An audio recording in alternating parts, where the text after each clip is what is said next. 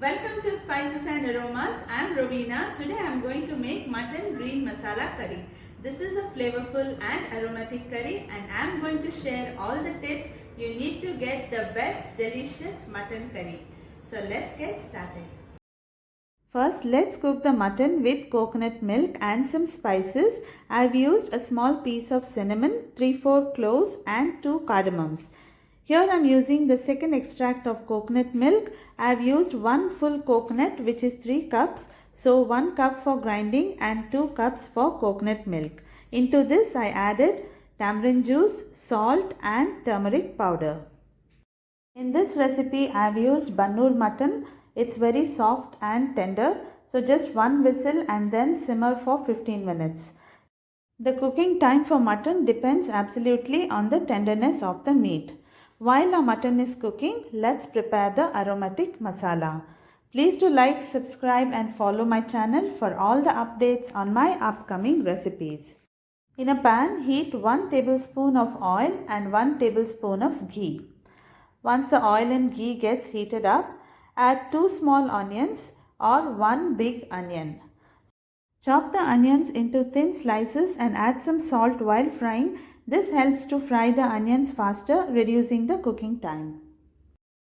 Once the onions turn transparent, add 5 to 6 garlic cloves, 1 inch ginger finely chopped and 1 cup of coconut and continue frying until all the ingredients are beautifully browned.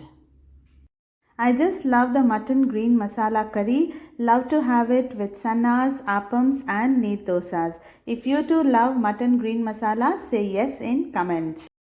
I am adding 8 to 10 green chilies, 2 red chilies and the other spices. 1.5 tablespoon of coriander, 1 teaspoon pepper, 1 teaspoon of cumin or jeera and few spices, 1 inch cinnamon, 2 cardamoms and 3 to 4 cloves. 3/4 teaspoon of fennel seeds. Just mix it up and fry it for a minute and then add 1 big tomato.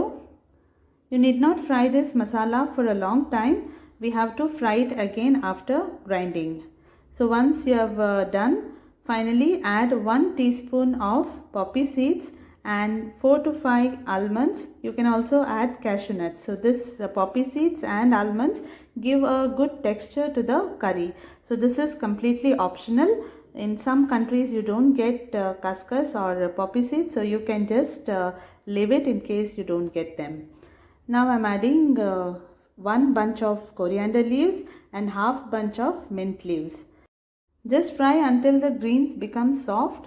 Cool it down and grind it into a smooth paste. The green masala is ready, so let me just check if the mutton is cooked. You can see here the meat is separated from the bone, which means the mutton is cooked. So just pick one piece, press it with your finger or use a knife and check for the doneness. In case you feel that the mutton is not cooked, you can further cook it for 1 more whistle. Remember not to overcook the mutton since you have to again cook it along with the potato and the masala. Here I just pricked the knife. I feel it's well cooked. Yes, the mutton is perfect. Now I will add partially cooked potatoes.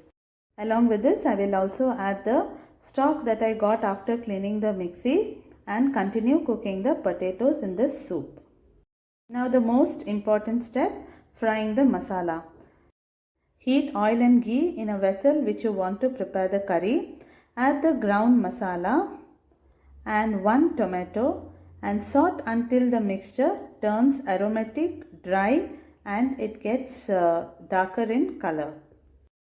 As I said earlier, frying the masala is a very important step in this curry to get that perfect taste and texture. You need to wait until the color of the masala changes and it gets dry. All you need here is patience.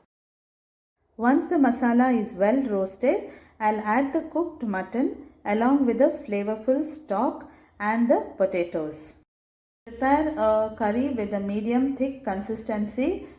Combine the stock and the masala by mixing it well. and once you see a boil, add the reserved thick coconut milk. After adding the thick coconut milk, wait until the curry comes to one boil. You can see the beautiful green color after adding the coconut milk. Give a good stir and let's prepare a tempering. Heat some ghee and fry one onion until golden brown and pour it over the curry. Cover the lid and let the curry sit aside for some time before serving. This curry tastes better the next day.